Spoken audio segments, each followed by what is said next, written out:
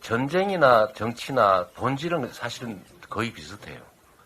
자신들의 이익을 또는 주장을 관철하기 위해서 권력을 누가 가질 것이냐를 놓고 싸운다는 거죠. 근데 여기서 정말로 중요한 거는 같은 또는 비슷한 그런 생각을 가진 집단들끼리는 단결하는 게 정말로 중요해요. 징기스칸이 세계를 제패할 때 사실은 소수의 그 기병대들이 산발적으로 이렇게 존재하는 광활한 영역의 다른 집단들을 아주 빠른 시간 내에 이 결집된 힘으로 돌파해서 깨나가는 거잖아요. 그러니까 단결된 소수를 단합하지 않는 압도적 다수가 이길 수가 없습니다. 그래서 이 정치에서도 단합이 정말로 중요합니다. 그래서 옛날부터 그런 게 있었다고 해요. 이 전쟁을 치르거나 상대를 제압할 때 여러 가지 방식이 있는데 무력으로 하는 게 제일 힘들고 가장 비용이 많이 들어요. 근데 이거 말고 아주 값싸게 쉽게 빠르게 상대를 제압하는 방법이 있습니다. 그게 뭘 것 같아요? 이간질을 하는 거예요. 이간질. 그 중에 제일 좋은 게 헛소문을 퍼뜨리는 거죠. 그리고 갈등을 조장하고, 그게 정말로 비용이 안 들거든요. 그리고 정말로 효과적입니다.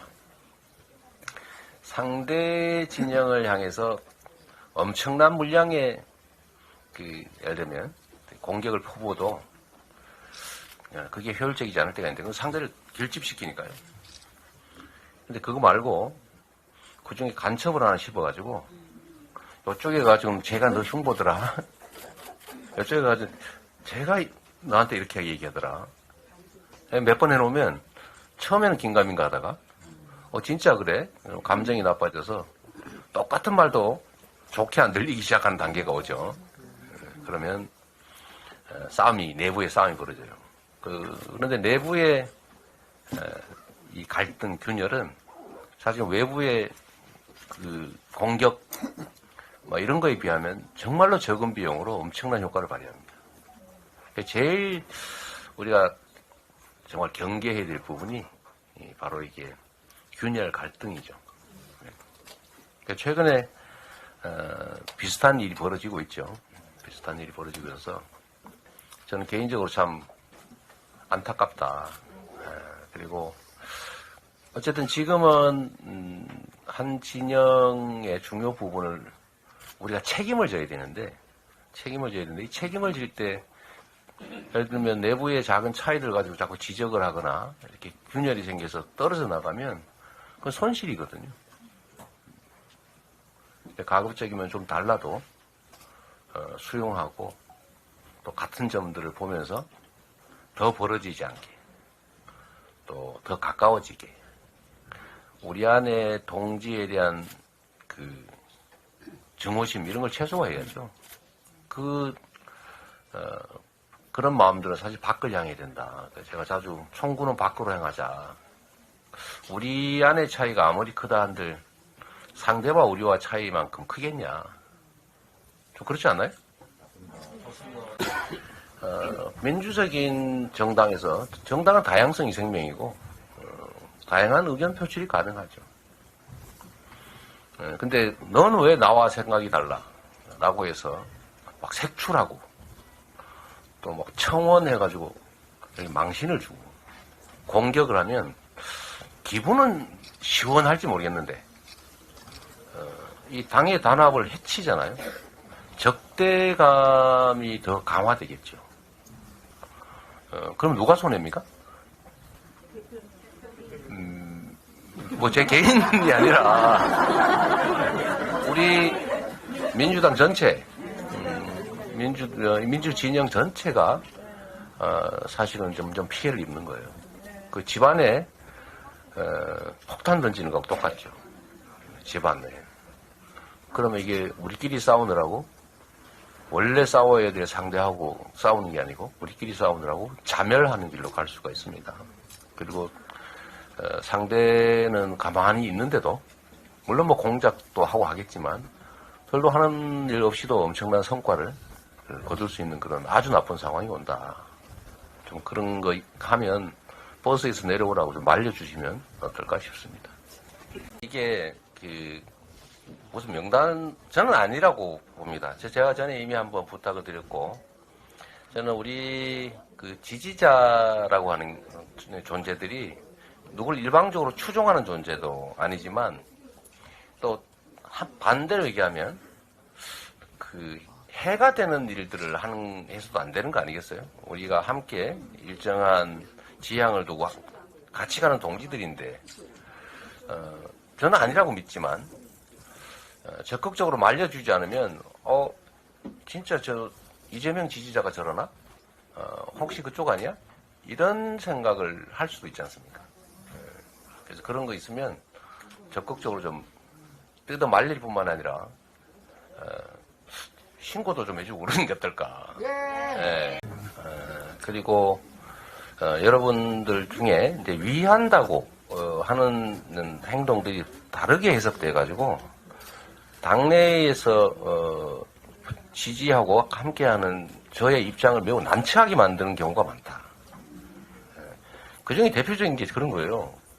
우리 의원님 어떻게 생각하는지 한번 의견도 듣고 싶은데. 아니, 누구를 제명하자고 청원을 하고 이러면, 생각을 한번 조금만 더 해보면, 그러면 제가 뭐가 되겠어요? 그 내용도 보니까, 이재명을 어쩌고저쩌고 그래가지고 서서 징계해라 이러는데, 그렇게 하면 그 적대감이나 이게 더 심해지지 않겠어요? 여러분은 안 그러겠습니까? 그게 도움이 될까요? 그렇잖아요. 그래서 좀 그런 거 예를 들면 징계 청원 이런 것도 좀 신중하게 좀 할 필요가 있다고 생각이 돼요. 그러니까 점점 이렇게 감정이 상하지 않습니까? 근데 이게 만약에 말이에요. 제가 당을 책임지지 않고 있는 그냥 일반 당원의 한 사람이다. 이러면 그 싸우나 보다 이럴 수 있는데 저는 지금 당을 책임지고 있는 사람이거든요.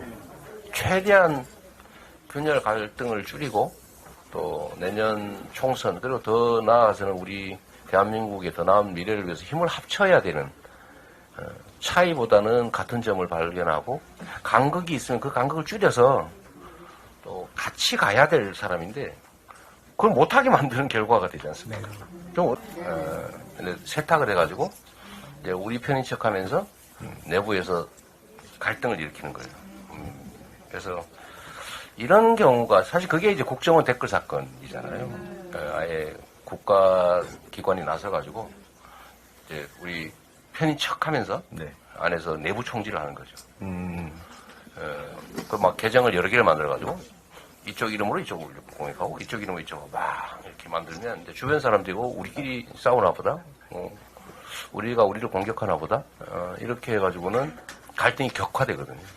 전 최근에 이 경향이 꽤 많아진 것 같아요. 그래서 거기에 넘어가면 진짜 안 됩니다. 토요일 집회, 토요일 날 우리의 대일 구족 외교 교탄 집회 했었잖아요. 근데 제가 매우 당황스러운 그 장면이 이제 연출이 됐는데,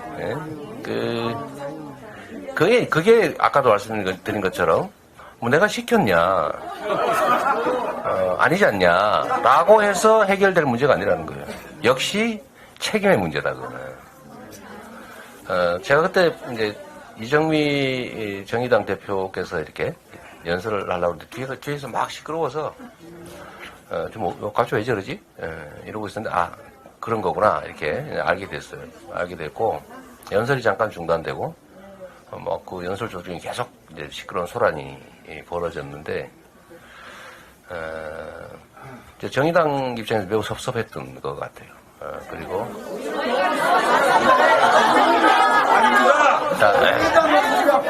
자, 여러분, 잠깐만. 잠깐만요. 여러분, 이게 사실은 책임을 져야 될 제가 별로 안 좋아하는 말 지도자 책임자, 이 책임자의 책임과 관련이 있어요. 물론 감정적으로 마음에 안 드는 부분이 있겠죠. 근데 제가 그날 이렇게 뒤를 좀 돌아보고 그 후에 우리 유튜버 분들이 찍은 영상들을 제가 일부러 세심하게 좀 돌려봤어요. 누가 어떤 일이 벌어졌나? 네. 뒤쪽에서 이렇게 찍은 영상들을 보니까 민주당의 이름으로 참석한 분들은 처음에는 좀 하다가 사회자가 이렇게 그러면 안 됩니다 하니까 많이 자중을 했고, 근데 그 후에도 계속된 거는 보니까 그 뒤에 대여를 이루지 않고 서 계신 일반 참여자들 분들이 나중에는 아주 뭐 구호를 맞춰가지고 이렇게 항의를 하고 있더라고요. 근데 자 잠깐만요. 아니 표현을 못하게 하자는 게 아니고. 네, 하여튼 이런 문제도 그건 뭐 판단을 한번 해보십시오. 뭐 저도 여러분들한테 이 방송을 보시는 분들이나 이 자리에 계신 분들한테 제가 강요할 수 있는 입장은 아니잖아요, 그렇죠? 지시할 수 있는 입장도 아니고. 다만 제가 말씀드리고 싶은 건 이런 거예요. 품이 넓어야 더 많은 것들을 품는다. 그리고 내 감정대로만 하는 게 종국적으로 도움이 될까? 그리고 지금은 우리가 책임을 져야 될 상황이다. 내가 잘못한 게 없으니까 벌어진 어떤 일에 대해서도 나는 책임이 없다. 이건 개인이 하는 소리예요. 지금은 아무런 잘못이 없다. 이거는 이유가 되지 못합니다.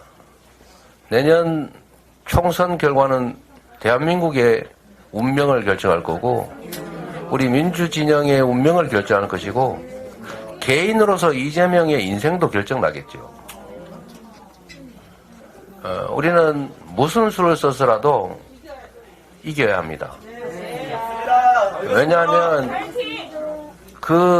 이 비정상과 퇴행을 막지 않으면 모두가 망가지고, 그 결과에 대한 책임은 잘했든 못했든 무조건 저에게 떨어지게 돼 있어요.